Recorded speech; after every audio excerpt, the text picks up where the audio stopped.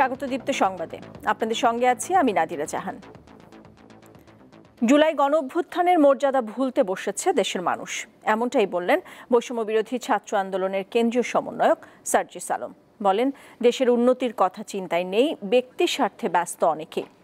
এমন চলতে থাকলে জুলাই গণঅভ্যুত্থানের বিজয় রক্ষা করা সম্ভব হবে না বলে মনে করছেন তিনি। শুক্রবার রাজধানীর ডিপ্লোমা ইঞ্জিনিয়ার্স ইনস্টিটিউশনে চাঁপাইনবাবগঞ্জ ফোরামের উদ্যোগে প্রীতি সমাবেশে দেশের জন্য ব্যক্তি বা গোষ্ঠী স্বার্থের ঊর্ধ্বে উঠে ঐক্যবদ্ধ থাকার আহ্বান জানান সার্জিস। অন্যান্য বক্তারা বলেন, সব সময় উন্নয়নের দিক থেকে পিছিয়ে আছে উত্তরবঙ্গ। এবার যাতে এই বৈষম্য না থাকে সেজন্য উত্তরবঙ্গের মানুষকে সজাগ থাকতে হবে। আমরা বাংলাদেশের অধিকাংশ মানুষ এখন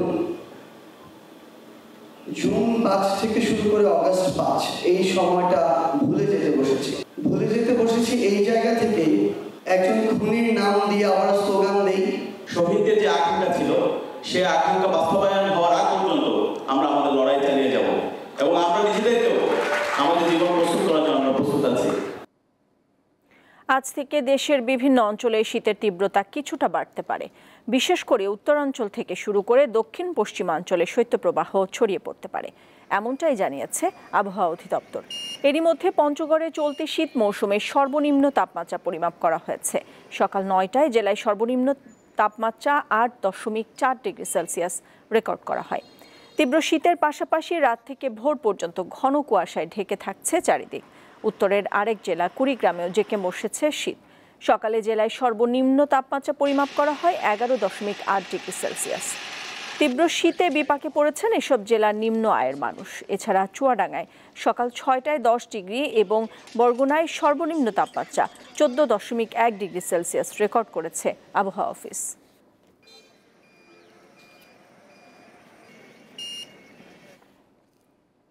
ঘন কুয়াশার কারণে 2 দফায় 6 ঘন্টা বন্ধ থাকার পর রাজবাড়ী দৌলতদিয়া পাটুরিয়া নৌ রুটে ফেরি চলাচল স্বাভাবিক হয়েছে। সকাল 8:30টায় কুয়াশার ঘনত্ব কমে গেলে ফেরি চলাচল শুরু করে বিআইডব্লিউটিসির ঘাট কর্তৃপক্ষ।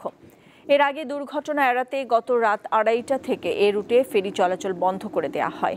এতে 2 ঘাটে যাত্রীবাহী বাস ও পণ্যবাহী ট্রাক সহ শতাধিক যানবাহন আটকা পড়ে। প্রচণ্ড শীতে ভোগান্তিতে পড়েন যানবাহনের চালক ও যাত্রীরা। কর্তৃপক্ষ জানায়, রাত 2:30টার দিকে ঘন কুয়াশার কারণে ফেরি চলাচলের চ্যানেলের বিকন বাতি এবং মার্কিং পয়েন্ট অস্পষ্ট হয়ে যায়। কুয়াশা কেটে গেলে সকালে ফেরি চলাচল স্বাভাবিক হয়।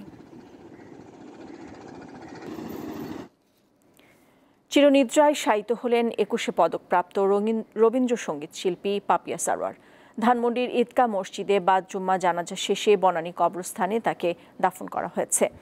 গুণী এই শিল্পীর প্রতি শ্রদ্ধা জানাতে সকালে কেন্দ্রীয় শহীদ মিনারে ঢল নামে শত শত মানুষের। সেখানে সাংস্কৃতিক অঙ্গনের লোকজন ছাড়াও উপস্থিত ছিলেন বিভিন্ন শ্রেণী পেশার মানুষ।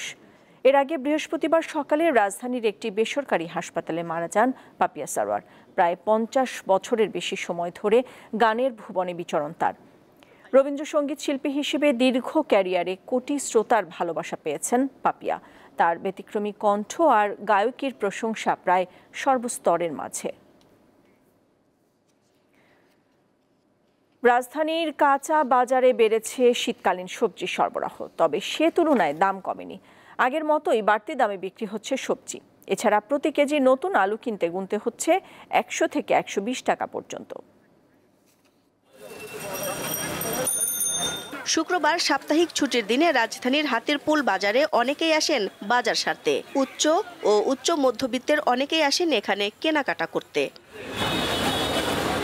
সবজির দোকানগুলোই ভিড় সবচেয়ে বেশি। ফুলকপি, করলা, ঢেঁড়স, শিম, শসা বিক্রি হচ্ছে 50 থেকে 80 টাকার মধ্যে।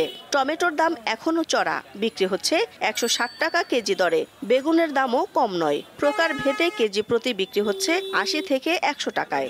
বেগুন তো ছিল 50 টাকা করে, এখন তো 100 টাকা করে।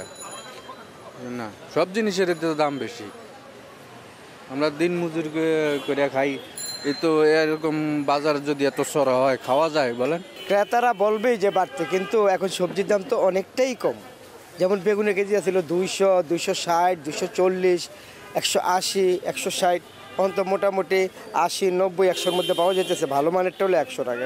শিম বলেন, টমেটো বলেন, প্রত্যেকটা মানে তরি তরকারি প্রচুর প্রচুর মূল্য বেশি। আলু পেঁয়াজ নিয়ে নৈরাজ্য কাটেনি এখনো। নতুন আলু বাজার ভেদে 100 থেকে 120 টাকা ও পুরান আলু বিক্রি হচ্ছে 80 টাকায়। নতুন আলু 100 টাকা কেজি, এটা তো আমাদের জন্য অনেক বেশি। নতুন আলু চলে বেশি কিন্তু দাম কমতেছে না। মনে করেন আজকে 70 টাকা পাইকারি আনছি, কচল্লা 75 পরে 80 টাকা বিক্রি করি। আবার বড় সাইজের যেটা এক সাইজের এটা 100 টাকা কেজি বিক্রি করি। আমরা যেরকম দামে কিনতে পারি সেম এরকম দামে বিক্রি করতে হয়। 60 টাকা কিনলে 70 টাকা বেশি, 90 টাকা কিনলে 100 টাকা, 70 কিনলে 80 টাকা। দাম আরো অনেক কম হওয়ার কথা। আমার মনে হয় এখনো ওইভাবে উঠা শুরু হয় না, এখনো আসা শুরু হয় না। হয়তো এই জন্য চাহিদা বেশি, যোগান কম, সেজন্য দামটা একটু বেশি। মাছ আগের বাড়তি দামেই বিক্রি হচ্ছে। অপরিবর্তিত রয়েছে গরুর মাংসের দাম। কেজি প্রতি বিক্রি হচ্ছে 750 টাকায়। খাসির মাংস কিনতে খরচ পড়বে 1100 টাকা। দিলশাদানি, দীপ্ত সংবাদ, ঢাকা। ইসরায়েলের অব্যাহত বিমান হামলায় হুমকির মুখে পড়েছে সিরিয়ার রাসায়নিক অস্ত্রাগার। স্থানীয় সময় বৃহস্পতিবার রাসায়নিক অস্ত্র পর্যবেক্ষণ প্রতিষ্ঠানের পক্ষ থেকে জানানো হয়, হামলার কারণে ক্ষতিগ্রস্ত হতে পারে আশপাশের এলাকা। গৃহযুদ্ধ কাটিয়ে উঠতে না উঠতেই সিরিয়ায় একের পর এক বিমান হামলা চালাচ্ছে ইসরায়েল। মূলত সামরিক ঘাঁটিগুলোকে টার্গেট করেছে নেতানিয়াহু বাহিনী। এ বিষয়ে মার্কিন পররাষ্ট্রমন্ত্রী বলেন, সিরিয়ার সামরিক বাহিনীর সমরাস্ত্র ভুল হাতে যাওয়ার ঠেকাতেই এ ব্যবস্থা নেওয়া হয়েছে। তবে এই হামলার নিন্দা জানিয়েছে সিরিয়ার সার্বভৌমত্ব ও আঞ্চলিক অখণ্ডতা ব্যাপকভাবে লঙ্ঘনের জন্য দুঃখ প্রকাশও করেন জাতিসংঘের মহাসচিব। উদ্ভূত পরিস্থিতিতে সিরিয়া নিয়ে বৈঠক করতে তুরস্কে পৌঁছেছে মার্কিন পররাষ্ট্রমন্ত্রী অ্যান্টনি ব্লিংকেন।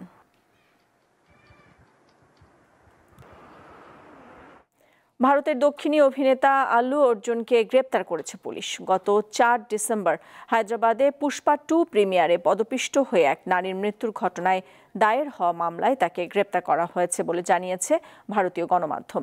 শুক্রবার খবরটি প্রকাশ্য আসতেই ভারতের শোবিজে তোলপাড় শুরু হয়েছে। দক্ষিণী সুপারস্টারকে গ্রেপ্তারের পর পুলিশ তাকে চিক্কতপল্লী পুলিশ স্টেশনে নিয়ে গেছে। আল্লুকে জিজ্ঞাসাবাদ করবে পুলিশ। আজ অভিনেতাকে ম্যাজিস্ট্রেটের সামনে পেশ করা হবে। এর আগে অভিনেতা তেলেঙ্গানা হাইকোর্টের কাছে এফআইআর থেকে তার নাম মুছে ফেলার জন্য আবেদন করেছিল, তবে নিম্ন আদালতে এর কোনো শুনানি হয়নি। দর্শক, এই ছিল এখনকার মতো। আমাদের পরবর্তী সংবাদ বিকেল 5টায় দেখার আমন্ত্রণ রইল। এছাড়া আরও তথ্য বিনোদনের খবরাখবর জানতে চোখ রাখুন দীপ্ত ডিজিটাল প্ল্যাটফর্মগুলোতে। সাথে থাকার জন্য ধন্যবাদ সবাইকে।